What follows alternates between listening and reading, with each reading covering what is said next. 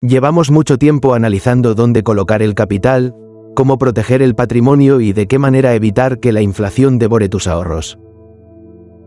Hemos hablado de fondos, de interés compuesto y de estrategias a largo plazo. Pero hoy es necesario detenerse. Existe un factor crítico que ninguna hoja de cálculo puede resolver y que ninguna rentabilidad financiera puede arreglar. Si tu mente opera con un sistema de pensamiento defectuoso, si tu juicio está corrompido por el miedo o la necesidad de aprobación, el dinero no te servirá de nada. De hecho, el dinero en manos de una mente inestable solo sirve para amplificar esa inestabilidad. Un necio con dinero simplemente es un necio con más impacto y más capacidad para hacerse daño a sí mismo. Por eso, la inversión más importante, la única que garantiza una soberanía real, es la ingeniería de tu propio carácter. La mayoría de las personas viven bajo una ilusión peligrosa. Creen que la libertad consiste en la capacidad de hacer lo que uno desea en cada momento, sin restricciones. Desde el punto de vista de la psicología y la lógica estoica, esto es un error fundamental. Hacer lo que uno quiere, cuando uno quiere, no es libertad, a menudo es simplemente una forma de esclavitud biológica. Si sientes un impulso de ira y te desahogas gritando, no has sido libre, has sido un autómata reaccionando a una química cerebral. Si sientes un deseo de compra y gastas, no has ejercido tu libertad, has obedecido a un estímulo diseñado por un departamento de marketing. La verdadera soberanía, la que buscaban filósofos como Epicteto o Marco Aurelio, consiste en la capacidad de interponer la razón entre el estímulo y tu respuesta. Ser libre no es satisfacer tus apetitos, sino dejar de ser su rehén. El primer punto crítico en esta auditoría es la gestión del control. Pasamos la inmensa mayoría de nuestro tiempo vital angustiados por variables que están fuera de nuestra jurisdicción. Epicteto, quien vivió gran parte de su vida como esclavo y conocía bien la falta de libertad física, comenzaba su manual de vida con una distinción técnica y honesta. De todas las cosas que existen, algunas dependen de nosotros y otras no.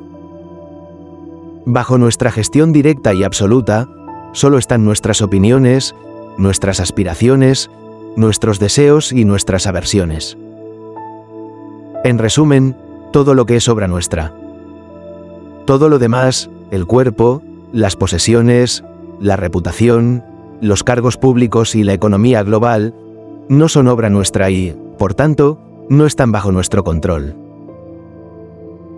El sufrimiento financiero y vital nace casi siempre de un error de cálculo en esta distinción. Cuando vinculas tu bienestar a que el mercado suba, a que tu jefe te reconozca o a que la sociedad te aplauda, estás construyendo tu casa sobre un terreno sísmico. Has entregado las llaves de tu tranquilidad a factores aleatorios. Un inversor soberano entiende que los hechos externos son neutros. Una caída del mercado es un dato. Un despido es un dato. Una crítica es un dato. El sufrimiento no proviene del dato en sí, sino del juicio que tu mente emite sobre ese dato. Si tú decides interpretar que ese evento es una desgracia, tú estás fabricando la ansiedad. Si decides interpretarlo como una circunstancia a gestionar, mantienes tu poder. La gente suele decir que ciertas situaciones son insoportables, pero la realidad es que no es la situación lo que les agobia, sino su interpretación de ella. Si aprendes a retirar el juicio, y aprendes a observar el evento, sin añadirle la etiqueta de bueno o malo, recuperas instantáneamente el control. Esto no es resignación pasiva, es eficiencia ejecutiva. Toda la energía que dejas de gastar quejándote por lo que no controlas, la puedes invertir en ejecutar un plan de acción sobre lo que sí controlas. Esa es la definición de eficacia. El segundo pilar de esta ingeniería mental es la gestión del deseo y la comprensión de la deuda emocional. Vivimos en una cultura que nos entrena para desear constantemente. Se nos dice que la ambición desmedida es una virtud y que la acumulación de bienes es el camino a la felicidad. Sin embargo, si analizamos esto con lógica fría, vemos que el deseo es, por definición, una declaración de carencia. Cada vez que dices, necesito eso para estar bien, estás firmando un contrato mental que dice, acepto estar insatisfecho hasta que consiga ese objeto o esa situación. Estás hipotecando tu presente a cambio de una promesa futura, que a menudo no se cumple. Séneca, uno de los hombres más ricos de Roma, lo tenía claro cuando escribía a Lucilio. Decía que no es pobre el que tiene poco, sino el que desea más. Esta frase encierra una verdad económica y psicológica profunda. La riqueza no es un número absoluto en una cuenta bancaria, es un ratio. Es la relación entre lo que tienes y lo que crees que necesitas. Puedes tener 10 millones de dólares, pero si tus necesidades y tus deseos de estatus requieren 15 millones, sentirás la angustia de la pobreza. Por el contrario, si tienes lo justo para vivir dignamente y has eliminado la necesidad de impresionar a nadie, eres inmensamente rico porque eres autónomo. El sistema de consumo actual explota un fallo en nuestro diseño cerebral, conocido como adaptación hedónica. Estamos programados para normalizar rápidamente cualquier mejora en nuestras vidas. Cuando te compras ese coche con el que soñabas, te da un pico de satisfacción. Pero a las 2 semanas, ese coche es simplemente tu coche. Ya no te genera dopamina. Tu cerebro vuelve a su estado base y, para sentir ese pico de nuevo, el sistema te sugiere inmediatamente otra necesidad superior. Es una carrera que no tiene meta. Nunca llegas, porque la meta se mueve cada vez que te acercas. Invertir en tu carácter significa bajarse de esa cinta de correr. Significa aprender a querer lo que ya tienes. Significa entender que si no eres feliz con lo que tienes ahora, tampoco lo serás con lo que tendrás mañana, porque seguirás siendo la misma persona con el mismo vacío interno, solo que en un escenario diferente.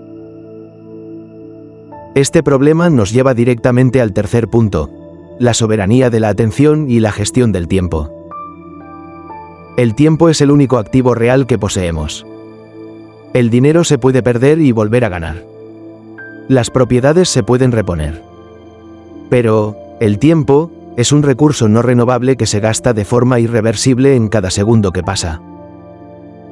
A pesar de esto, vivimos como si fuéramos inmortales. Dilapidamos horas en conflictos estériles, en distracciones digitales y en preocupaciones por un futuro que quizá nunca llegue.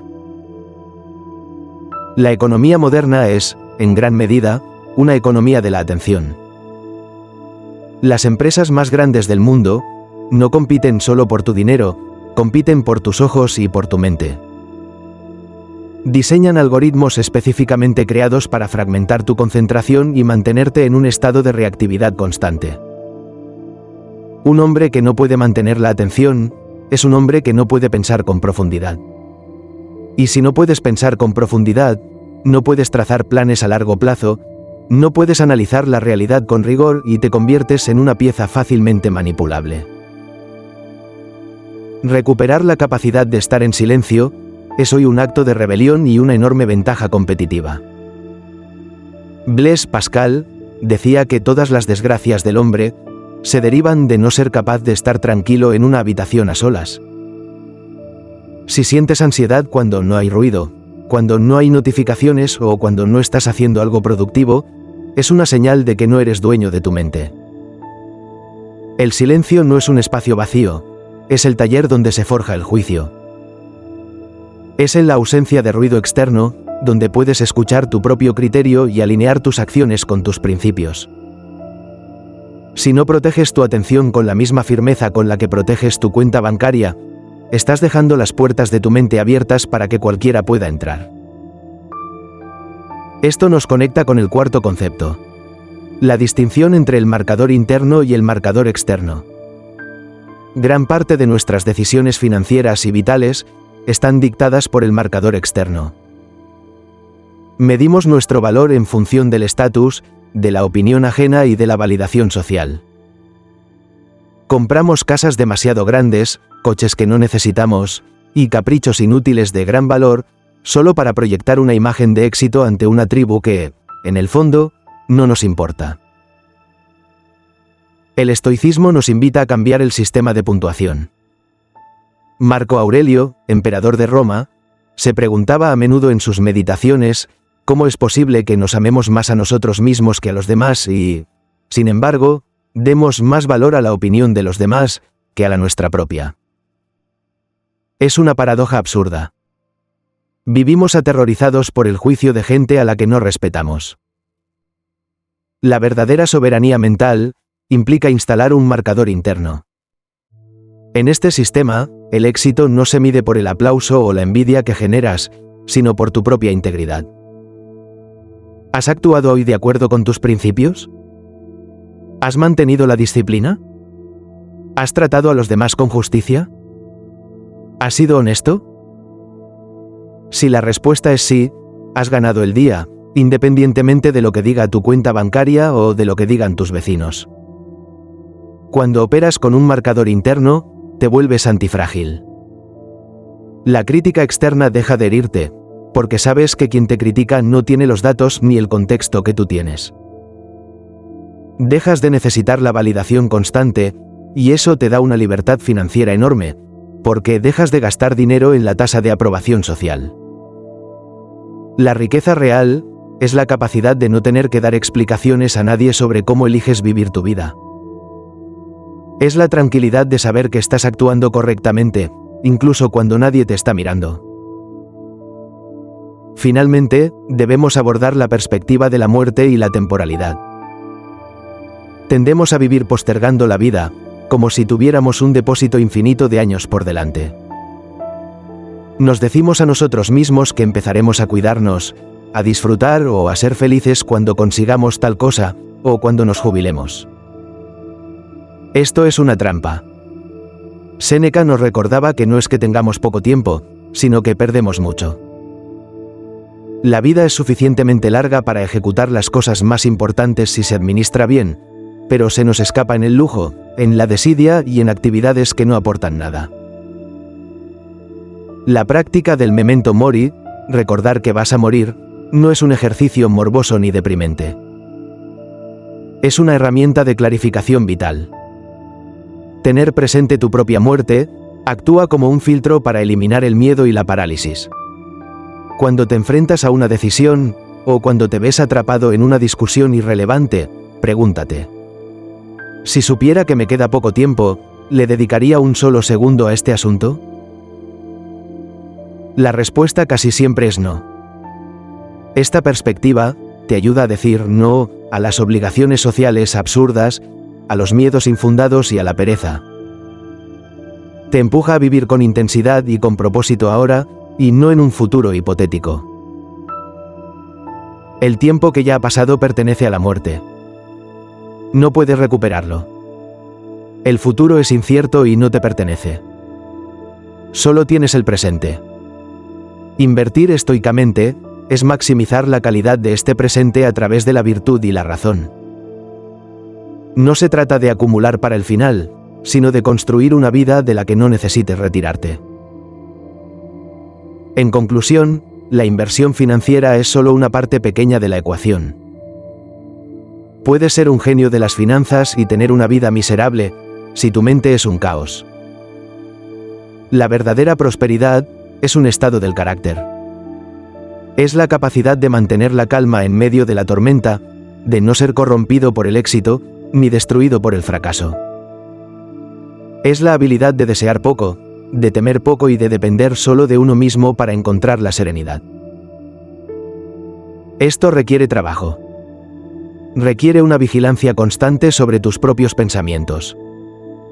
Requiere la valentía de ir en contra de la corriente social y de ser mal interpretado por la masa. Pero la recompensa es la forma más alta de libertad que existe. No busques fuera lo que solo puedes encontrar dentro. Deja de sumar necesidades y empieza a restar dependencias. Audita tu mente, limpia tu juicio y toma el mando. Porque al final del día, tu mente es el lugar donde vas a vivir el resto de tu vida, así que asegúrate de que sea un lugar digno, ordenado y libre. Hagamos la auditoría final. Quiero que seas brutalmente honesto contigo mismo. De las 4 grandes fugas que hemos analizado hoy: la ansiedad por aquello que no controlas, la adicción a la dopamina, la necesidad de validación externa o el miedo a la propia muerte. ¿Cuál es la que te mantiene esclavizado ahora mismo? Confiésalo en los comentarios. Al escribirlo, dejas de ser su rehén y empiezas a ser su dueño. Tu mente es el único lugar donde vas a vivir el resto de tu vida. Asegúrate de que sea un templo de silencio, y no un mercado ruidoso.